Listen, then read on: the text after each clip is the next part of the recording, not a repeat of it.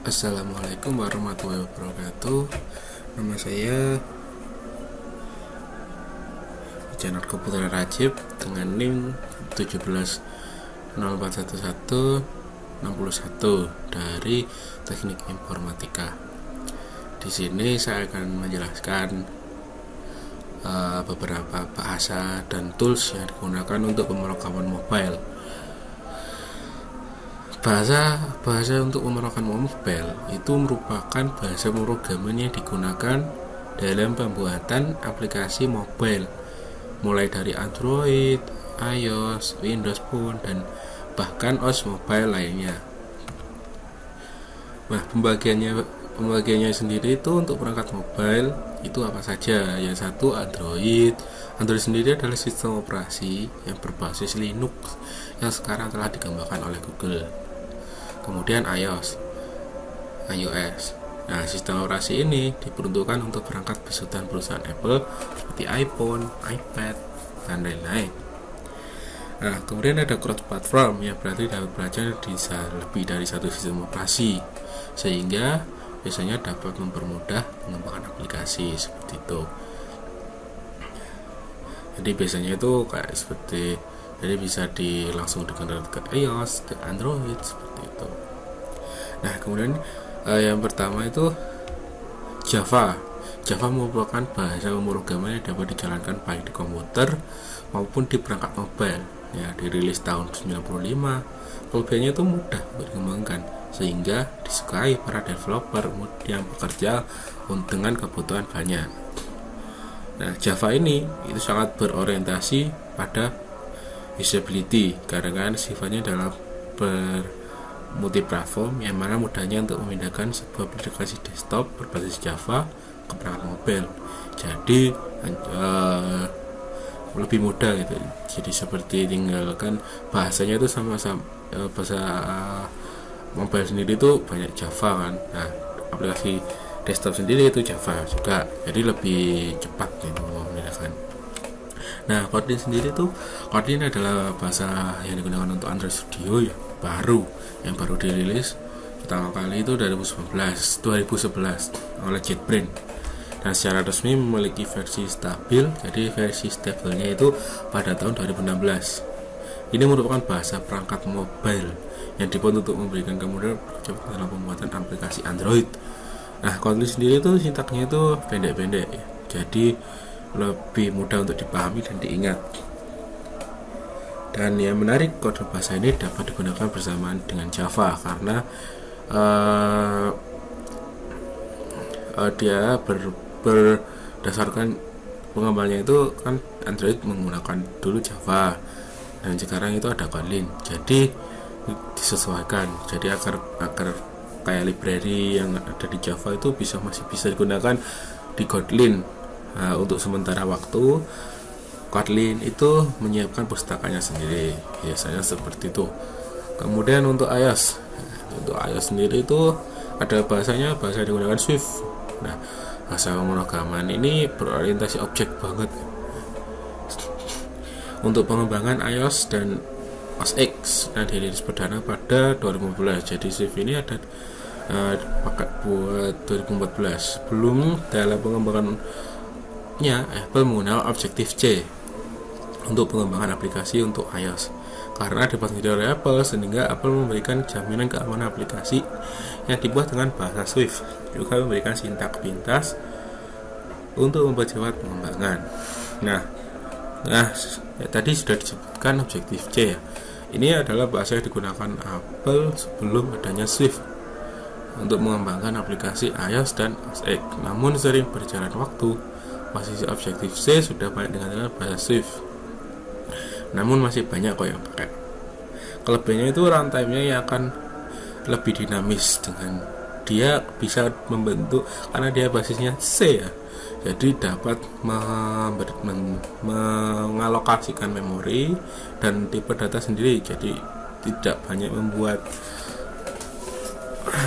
ruang yang tidak berguna. Jadi lebih enak.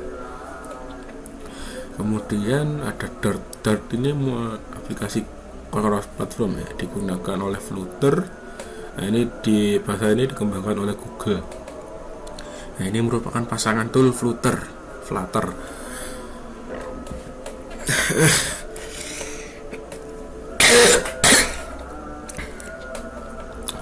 Maaf. Keunggulannya itu dapat berdiri sendiri, ya, artinya dia memiliki SDK sendiri, namun dapat disandingkan bahasa lain seperti JavaScript. Kemudian ada JavaScript, ya kan. JavaScript di sini, JavaScript kalau dulu itu kan JavaScript digunakan untuk hanya website saja. Nah, namun sekarang itu dapat digunakan untuk mengembangkan aplikasi mobile, contohnya React Native dengan menggunakan beberapa framework seperti itu. Nah, TypeScript ini punyanya Microsoft, dikembangkan oleh Microsoft. Ini merupakan bagian dari JavaScript, jadi pengembangan JavaScript dengan menawarkan keamanan lebih melalui pilihan estetik. TypeScript sendiri dirancang untuk pembuatan aplikasi berskala besar. Hal ini didukung definisi file yang dapat digunakan dalam TypeScript, misalnya header C++ yang dapat menggambarkan struktur objek yang ada. Juga tersedia header TypeScript yang seperti PHP 3, Node.js, jQuery, MongoDB, dan lain-lain. Kemudian ada C. Nah, ini adalah bahasa yang sangat primitif sekali. Bahasa C merupakan sebuah bahasa yang diciptakan oleh Dennis Ritchie dengan tujuan membangun sistem operasi Unix. Nah, bahasa ini dikembangkan di AT&T Bell Lab dan dari tahun 1969 sampai dengan 1973. Nah,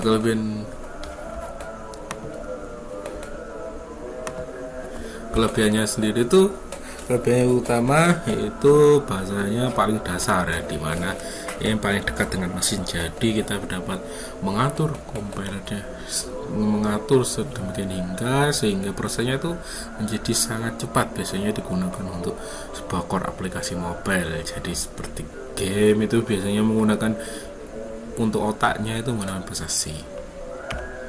Nah, C++, nah ini juga C++ itu lebih pengembangan dari C karena ada nama plus-plusnya. Ada beberapa tambahan fitur baru. Bahasa ini digunakan untuk menangani aplikasi dengan skala besar. Digunakan para developer untuk membuat sistem operasi, bahkan video game. Jadi C++ ini juga digunakan sebagai otaknya game. Jadi otak sebuah game. Jadi logik yang ada di game itu dibuat dengan C++. Kemudian setelah dibuat dengan C++ untuk otaknya, baru untuk kontrolernya, misalkan di HP kan menggunakan Java, di Android kan menggunakan Java, kemudian di PC menggunakan C#, yang seperti itu. Nah, C# sendiri itu ekstensinya .js. Ini bahasa yang banyak digunakan untuk membuat aplikasi berbasis Windows, jadi Windows desktop maupun Windows mobile. Namun bahasa ini juga bisa digunakan untuk proses pembuatan aplikasi atau game mobile, misal menggunakan Unity. Jadi C# ini dapat digunakan untuk pemrograman mobile juga. Nah, saya sudah menggunakan, saya pun pernah mencobanya dengan Unity, itu bahasa pemrogramannya C#. Nanti bisa diekspor menjadi aplikasi mobile, aplikasi web, aplikasi dan aplikasi desktop dan lain-lain. Nah, ini kalau sudah berpengalaman di C++, C maupun Java seperti itu. Kemudian ada Python di sini itu bahasa memiliki seperti nama binatang, ya, merupakan bahasanya sangat user friendly, artinya kodenya itu sangat mudah dipahami, sehingga memudahkan pembuatan aplikasi, ya. Kodenya itu hampir kayak kata-kata dalam bahasa Inggris, misalnya print cetak hello world, berarti print hello world, ya, seperti itu aja. Nah, untuk membuat aplikasi berbasis mobile itu bisa menggunakan framework Kivy, ya. Di sini saya membuat dulu sebagai tugas dari kuliah pemrograman objek itu membuat aplikasi drawer seperti Paint gitu ya. Nah, itu menggunakan framework Kivy. Nah, kemudian ada Ruby di sini tuh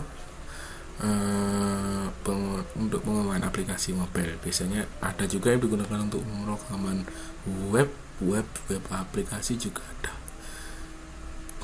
Ruby ini dikembangkan dari bahasa C dengan fungsi dasar seperti Python dan Perl. Jadi ya mirip-mirip lah, bedanya mungkin hanya di sintaksnya. Untuk fungsi-fungsinya sama semua. Bahasa ini dibuat berbasis objek ya. Jadi seperti Java, dia harus ada objek ya. Karena kan pada saat itu belum ada bahasa scripting yang mendukung pemrograman berbasis objek. Jadi ini pertama kali ya yang harus menggunakan objek seperti itu. Tool untuk pemrograman mobile. Nah, setelah tadi kita membahas bahasa apa saja yang digunakan untuk pemrograman mobile, di sini kita membahas tool yang digunakan untuk pemrograman mobile ya. Yang pertama itu adalah Flutter. Nah, framework open source yang dikembangkan oleh Google dan dirilis perdana pada Mei 2017. Nah, sedangkan Dart-nya itu ya pasangan Flutter-nya itu untuk membangun, digunakan sebagai nama temannya untuk membangun antarmuka sebuah aplikasi Android. Keunggulan aplikasi ini framework ini itu hot reload, jadi bisa sambil diedit sambil jalan. Nah, seperti itu. Kalau Android Studio kan kita harus build dulu, jadi tidak bisa langsung hasilnya, harus menuju ke tempatnya gimana kita melakukan edit seperti itu. Nah, jadi seperti web, seperti hasilnya itu seperti membuat aplikasi web yang dipasang live server. Jadi live server itu nanti ketika kita ngedit dia langsung berubah tanpa harus kita reload seperti itu. Nah, Xamarin itu software development dikembangkan oleh Microsoft. Nah, biasanya kalau aplikasi Microsoft itu rata-rata terhubung dengan Microsoft Visual Studio.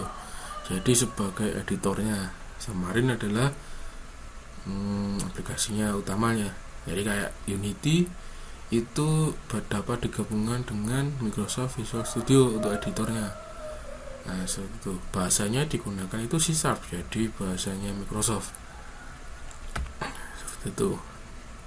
Tapi dapat karena ini cross platform ya, dapat ke mobile. Kemudian ada Cordova ya. Cordova ini mobile, di sini seperti di bannernya itu Apache Cordova Mobile Apps with HTML, CSS dan JS. Dirilis oleh Apache. Ini digunakan untuk banyak platform. Ini berbasis itu seperti web, HTML, CSS, JavaScript. Kemudian dikemas dengan menggunakan SDK masing-masing. Jadi misalkan ke Android ya SDK Android seperti itu, JDK. Kemudian ada Ionic ini software pemrograman mobile yang berbasis HTML5, sehingga cukup kita cukup belajar pemrograman web itu bisa juga membuat aplikasi mobile seperti ini. Biasanya digunakan untuk AngularJS untuk mendapatkan logika pemrosesannya.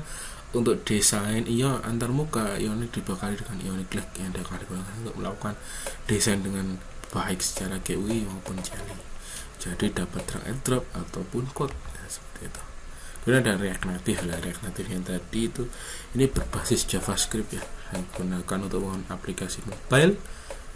React sendiri itu real native app, namun Ionic merupakan web app. Jadi ini nanti hasilnya seperti Android Studio, jadi real native app. Kalau Ionic tadi merupakan dia hasilnya seperti web app. React dapat digunakan untuk komponen berbeda antara iOS dan Android. Namun ada beberapa unit yang bisa pembahasan antara Android dan iOS. Jadi ada beberapa library tool hanya bisa digunakan di iOS saja dan Android saja. Jadi tidak bisa digunakan keduanya. Namun ada juga yang bisa dapat digunakan di kedua sistem operasi tersebut. Kemudian ada App Inventor. Nah di sini ini adalah aplikasi yang sering dipakai oleh mungkin untuk macam aplikasi kecil ya. Itu dulu dikembangkan oleh Google, namun saat ini dikelola MIT. Jadi ini biasanya untuk belajar. Nah, ini digunakan untuk pengguna baru yang berbelajar dalam pemrograman. Ini kalau nggak salah itu berbasis ada blok kode. Nah, dapat diakses dengan hanya menggunakan browser karena berbasis web. Jadi nggak perlu berat-berat ya. Yang penting ada browser, kita bisa membuat aplikasi Android dengan menggunakan App Inventor. Ini aja belum menggunakan drag and drop blok kode. Eclipse. Nah, Eclipse di sini tuh ya siapa yang nggak tahu Eclipse? IDE-nya biasanya digunakan Java untuk menggunakan aplikasi Android ataupun memrograman berbasis Java. Untuk menggunakan Eclipse dibutuhkan Eclipse ADT yang merupakan plugin Google untuk digunakan penyediaan lingkungan terintegrasi dengan Android. Dan Xcode. Nah, Xcode di sini tuh ini khusus untuk OS Apple, lingkungan Apple yaitu iOS dan OS X. Sebagai ini software ini juga disebut sebagai IDE seperti halnya Eclipse, namun diperuntukkan untuk pemrograman Apple. Jadi lebih enak untuk Apple ya. Jadi kayak autocomplete-nya itu cepat banget ya. Nah, seperti ini bahasanya itu dukung Xcode, nah Swift C, nah dukung itu seperti ini. Nah, terima kasih, saya mendapat Google dari google.com dan juga dari Codepolitan. Sumber gambarnya dari Google Image Search. Terima kasih apabila ada kekurangan dan mohon maaf. Akhiri, wassalamualaikum warahmatullahi wabarakatuh.